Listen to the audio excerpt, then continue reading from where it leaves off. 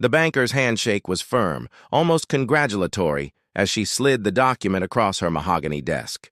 Congratulations, Mr. Patterson. The sale of Patterson Industrial Solutions is now complete. 73 million. I stared at the number on the paper. 32 years of building that company from my garage, welding small parts for local contractors, then manufacturing components for aerospace companies across North America, boiled down to a single figure. 73 million. The irony hit me. 18 years earlier, I'd stood in a food bank line in East Vancouver wondering if I had enough to eat that week. My son Marcus had made it very clear then that someone like me had no place in his life, or near his new wife's family. His exact words, spoken in the driveway of my repossessed house, still stung. "You're an embarrassment, Dad. Stephanie's father is a doctor. What am I supposed to tell them? That my dad can't even keep a job?" I pocketed the banker's card and walked out into the crisp Toronto autumn. My phone buzzed. Unknown number. I almost didn't answer. "Dad!" I stopped walking. 18 years of silence. And now this, Marcus's voice, older but unmistakable. "Dad, it's Marcus. I need to talk to you. It's important." I stood on Bay Street, watching business people hurry past, everyone chasing their own version of success. "How did you get this number?" I asked. "I hired someone. A private investigator. Look, I know we haven't spoken, but I saw the article in the Globe and Mail about your company sale. Dad, I'm in trouble. Real trouble. Can we meet?" Part of me wanted to hang up. I'd spent 18 years imagining this moment, running through scenarios, wondering what I'd say if he ever came back. I won't lie, I wanted to see him to understand how my son had become someone who could abandon his father at rock bottom. "Where are you?" I asked. "I'm actually in Toronto. I'm staying at the Shangri-La. Can you come by, please?" I should have known better. The Shangri-La, one of the most expensive hotels in the city. If he was in such terrible trouble, what was he doing there? "I'll be there in an hour," I said, and ended the call. I took my time walking to the hotel, letting the September breeze clear my head. 18 years earlier, I'd been 51 when Marcus cut me off. I'd lost my job as a plant supervisor when the automotive parts manufacturer I worked for went bankrupt in the 2007 recession, 23 years of loyal service gone overnight. My wife had passed away 2 years before that, and I'd taken on debt to cover medical costs our insurance wouldn't. Marcus was 28 then, newly married to Stephanie Chen, whose family owned a chain of dental clinics across British Columbia. I remembered the engagement. Party at their mansion in West Vancouver, how out of place I felt in my department store suit while everyone else wore designer labels. Stephanie's father, Dr. Chen, barely acknowledged me. When he did, he asked what I did for a living. "I'm a supervisor at an auto parts plant," I said. He simply replied, "I see," and turned away. After I lost my job, things got worse fast. The bank foreclosed on my house. I moved into a basement apartment in Surrey. Marcus came by once, saw the place, and I watched something die in his eyes.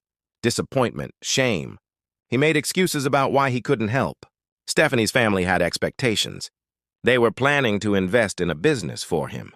They couldn't be associated with failure. The last time I saw him was the day I moved out of the foreclosed house. He stood in the driveway, Stephanie waiting in their BMW, and told me I was an embarrassment, that it was better if we didn't stay in touch, that he needed to focus on his future, not be dragged down by my past. It broke something in me. It also forged something harder. The Shangri-La's lobby was exactly as opulent as I remembered. Marble floors, crystal chandeliers, staff in crisp uniforms. I gave Marcus's room number at the desk. The concierge called up, then directed me to the elevators. Room 2847, I knocked. Marcus opened the door, and for a moment we just stared at each other. He'd aged. 46 now, with gray threading through his dark hair, lines around his eyes. He was thinner than I remembered. Something defeated lived in his posture. "Dad," his voice cracked. "Come in, please." The suite was massive. Floor-to-ceiling windows looked over the city. A living area that could have fit my old apartment twice over. But the details told a different story. An empty bottle of whiskey on the coffee table, a laptop with spreadsheets open, red numbers prominent.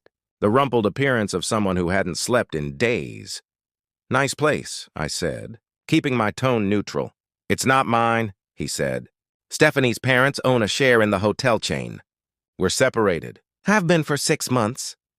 I didn't sit, though he gestured to the couch. "You said you were in trouble." He laughed without humor. "That's an understatement. Dad, I'm bankrupt." "The business, everything. I owe $700,000. The Chens cut me off. Stephanie filed for divorce. I have nothing." I watched him carefully. I waited. This was the moment I'd rehearsed in my mind countless times. But now that it was here, I felt strangely calm. "You called me an embarrassment," I said. "You said I was a failure." "You told me not to contact you because you had to think about your future. You were 28, Marcus, old enough to know exactly what you were doing." He didn't answer, so I kept going. "Do you want to know what happened after you cut me off?" He looked down.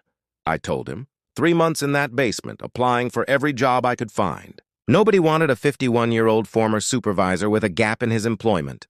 I ran out of money. I started going to food banks, sold everything I owned except the tools in my truck. Your mother's wedding ring paid for 2 months of rent and groceries. One night I stared at the last $43 in the world.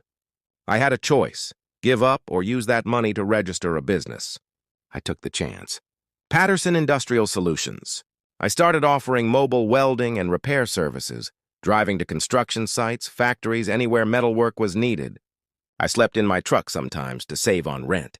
Ate 1 meal a day. Worked 16-hour days, 2 years to get stable, 5 years to land my first major contract, 10 years to open my own facility, 15 years to start manufacturing our own parts, 18 years to build something valuable enough that 3 companies wanted to buy it. I chose the one that promised to keep all my workers employed. "Dad, I'm not finished," he stammered. "I know the article said you sold your company for $73 million. I need help, just enough to get back on my feet, maybe $1 million. I have business ideas. I just need capital."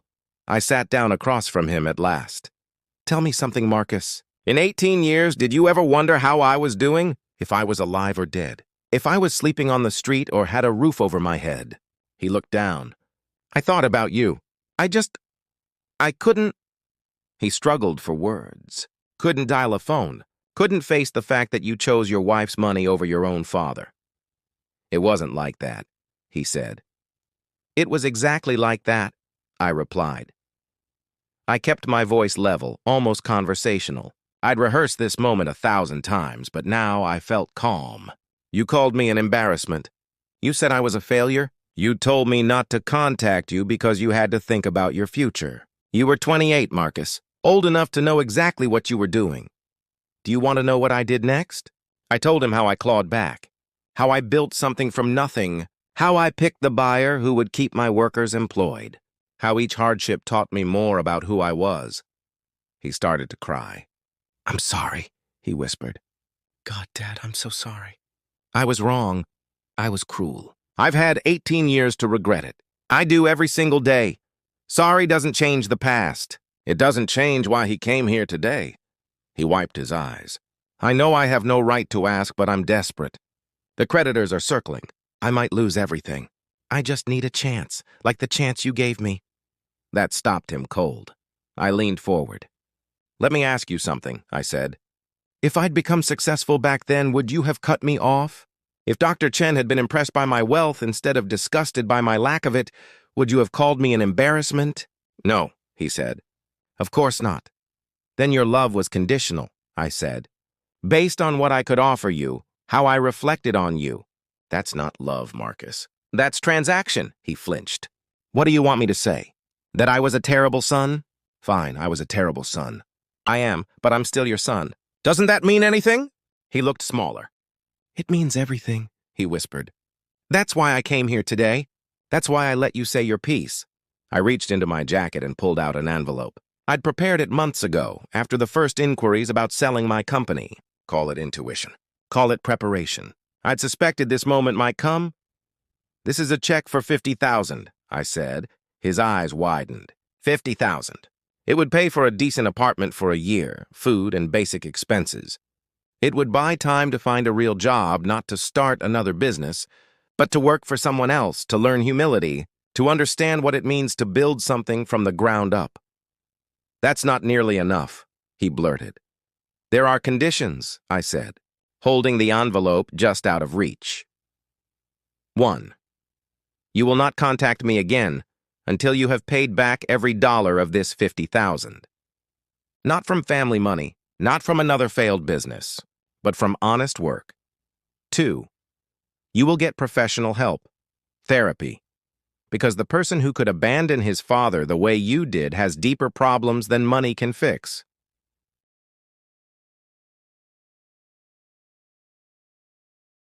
3. You will volunteer 20 hours a month at a food bank, a homeless shelter, somewhere that serves people at their lowest. You need to understand what rock bottom actually looks like. 4. You will write me a handwritten letter once a month.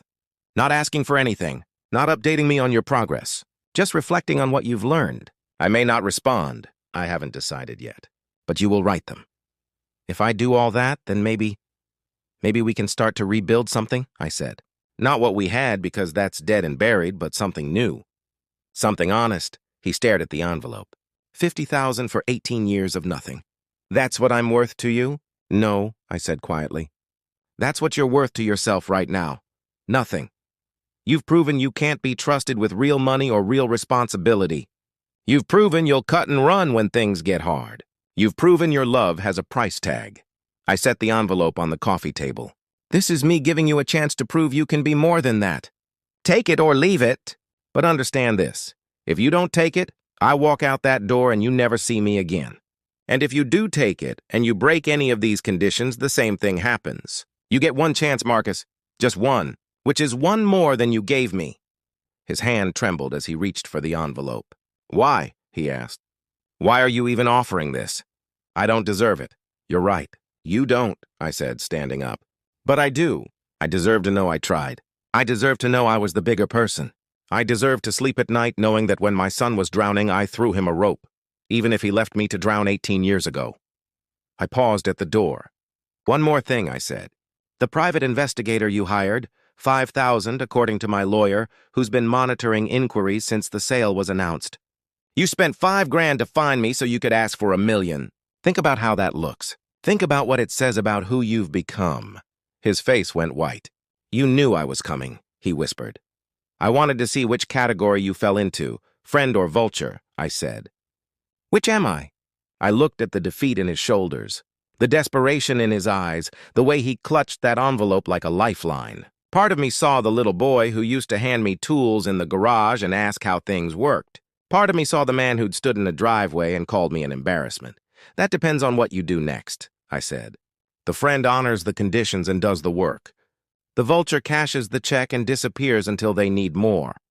I left him there in that expensive hotel room, staring at 50,000 that probably seemed like an insult compared to what he'd asked for. The elevator ride down felt longer than it should have. Outside, the autumn air was cold on my face. My phone buzzed before I'd made it 2 blocks. Marcus, don't contact me again until you fulfill the conditions, I texted. Hello? He replied. I just wanted to say I'm going to do it. All of it. I'm going to prove to you I can be better. Don't prove it to me, I typed back. Prove it to yourself. I already know who I am and what I'm capable of. The question is whether you ever will. I hung up and kept walking. 3 months later, the first letter arrived. Barely a page, handwritten on lined paper, just as I'd specified. He wrote about getting a job at a manufacturing plant in Mississauga. Not management, just floor work. About how his back ached at the end of shifts. About how humbling it was to take orders from a supervisor half his age. He wrote about starting therapy and how hard it was to talk about what he'd done. I didn't respond, but I kept the letter. The second letter came right on schedule. He wrote about volunteering at a homeless shelter, about a man named Richard who reminded him of me, about a man who'd lost everything in a divorce and had been sleeping rough for 2 years. He wrote about how easily that could have been him. I still didn't respond, but I kept that letter too. By the 6th month, the letters were getting longer and more introspective. He wrote about Stephanie, about how their marriage had been built on the wrong foundation, about how her family's money had made him soft and entitled. He wrote that losing everything was the best thing that ever happened to him, even though it didn't feel that way at the time. I understand now, he wrote in month 7. Why, you only gave me 50,000. I would have wasted 1 million. I would have tried to rebuild my old life, the one built on shortcuts, on family money, on image over substance. This way I have to build something real. Something that's actually mine the way you did. Month 8. He sent pictures. Him at the food bank sorting donations. Him at the shelter serving meals. His modest, clean apartment. A bookshelf full of books on personal finance, manufacturing processes, and biographies of people who built themselves from nothing. Month 9. He wrote that he'd paid back 10,000. He'd been putting away every spare dollar, living on almost nothing. His supervisor at the plant had noticed his work ethic and offered him a team lead position with a small raise. He turned it down. Not yet, he wrote. I need to prove I can do this at the bottom before I even think about moving up. That letter I responded to. Just 3 words. I'm watching closely. Month 12. He'd paid back 25,000. His therapist had helped him understand that his fear of failure had driven him to abandon me rather than face becoming like me. But you were never a failure, Dad, he wrote. You were just someone going through a hard time. I was the failure for not seeing the difference. Month 15. He met someone, a woman named Jennifer who worked at the shelter. She had her own story of rebuilding after loss. She knows about you, he wrote. About what I did? About what I'm trying to become. She says the fact that I'm working this hard to make amends shows growth. I hope she's right. Month 18. The debt was paid. All 50,000, plus the interest I hadn't asked for. He sent the final check with a 10-page letter. Dad, he wrote, I've fulfilled all your conditions. I've paid back every penny. I've been in therapy for 1.5 years. I've volunteered over 1,000 hours. I've written you 18 letters and you've responded exactly once. I don't know if that means you've forgiven me or if you ever will, but I need you to know something. He told me how angry he'd been when he left the hotel room. That first week, he'd plotted how to turn the 50,000 into more.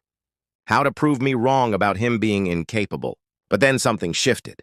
He cashed the check. He paid his first month's rent from his own money. He bought groceries from his paycheck.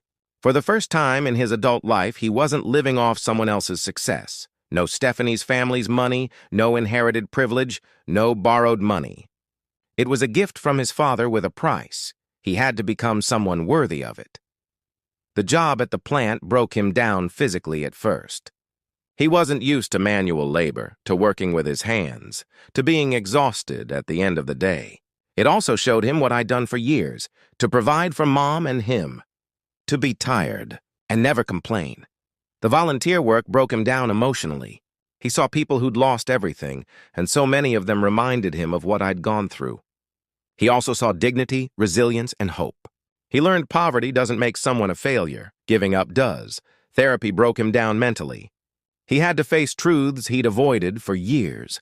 That he'd been shallow, that he'd valued image over substance, that he'd been a coward who'd run from difficulty instead of facing it. Those 18 months were the hardest of his life, he wrote. The most important, too. I'm not the same person who walked into that hotel room. I'm not even the same person who walked out of your driveway 18 years ago. I don't expect you to welcome me back with open arms. I don't expect you to forget what I did.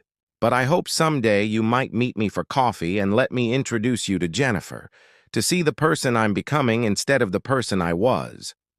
I love you, Dad. I always have. Even when I was too broken to show it. Now I understand love isn't enough. Love without respect, honor, and sacrifice is just an empty word. I'm learning to live those things, not just say them. Thank you for the 50,000. But more than that, thank you for believing I could be more than I was, even when I didn't believe it myself. I read that letter 3 times, sitting at my desk in my new home. Not a mansion, just a modest, comfortable house in a quiet neighborhood of Toronto. I donated $40 million to causes I cared about, veteran support, job training programs, food banks across Canada. I'd set up a scholarship fund for children of laid-off workers and invested the rest conservatively. I picked up the phone and dialed. Hello? Marcus answered immediately, hope and fear mixing in his voice. There's a coffee shop on Queen Street East, I said. The Daily Grind. Saturday morning, 9 o'clock. Come alone. I'll be there. Dad, thank you, he said. Don't thank me yet, I said. We have a lot to talk about, and most of it won't be comfortable. But if you're willing to do the work, real work, on actually rebuilding something, then maybe we can figure out what a father and son look like when they're both starting from scratch. There was a pause. I'll be there, I promise. One more thing, I said. The next time you want to know if I'm proud of you, don't wait for me to say it. Look in the mirror at the man who paid back $50,000 by working an honest job, who volunteered 1,000 hours, who went to therapy and did the hard work of changing. Be proud of him, because I am. I heard him crying on the other end of the line, different tears than the on. In the hotel that day. Clean, earned. See you Saturday, I said, and hung up. I walked to my back deck and looked at the small garden I'd started. Nothing fancy, just a few vegetables and herbs. Getting my hands dirty reminded me of those early days in my garage, building something from nothing. The money had been nice, the success satisfying. But this moment of possibility, maybe getting my son back, not because of what I had, but because of what we'd both become, was worth more than any bank account. I thought about those years of silence, about the 32 years of building a company, about the hotel room when I chose tough love over easy money. I'd learned the hard way that success isn't measured in dollars, it's measured in character. Character isn't built by what you're given, it's built by what you overcome. I'd overcome poverty, loss, and abandonment to build something real. Now it was Marcus's turn. For the first time in 18 years, I hoped he actually would.